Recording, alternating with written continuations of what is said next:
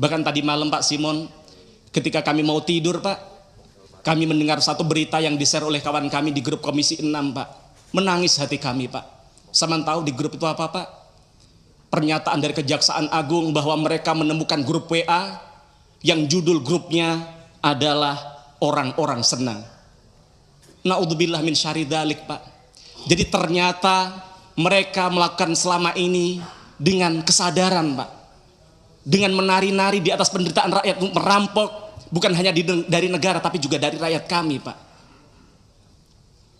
Kemudian Pak Dirut, baru-baru ini Menteri SDM mengatakan akan membangun kilang minyak yang dibiayai oleh Danantara dengan biaya mencapai 500 triliun rupiah. Lah jadi selama ini Pertamina tidak punya kilang baru Pak.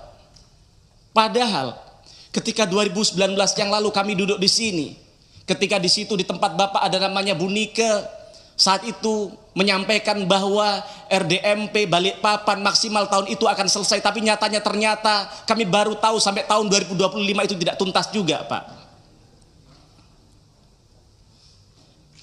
Sedangkan hari ini kebutuhan BBM kita 16 juta barel per hari, padahal targetnya pada tahun 2025 ini sudah bisa memproduksi 2 juta barel Pak. Artinya kita bukan lagi hanya impor, tapi kita surplus, kita bisa melakukan ekspor BBM. Tapi ternyata semua itu hanya mimpi dan ilusi Pak. Karena maunya oknum-oknum Pertamina hanya impor dan impor saja Pak. Jadi saya melihat bahwa sebenarnya Pertamina adalah bagian dari mafia migas Pak. Karena ternyata mafia migas telah mempengaruhi Pertamina agar menunda-nunda pembangunan kilang Pak. Di sisi lain juga ada kebobrokan dalam manajemen SDM di Pertamina.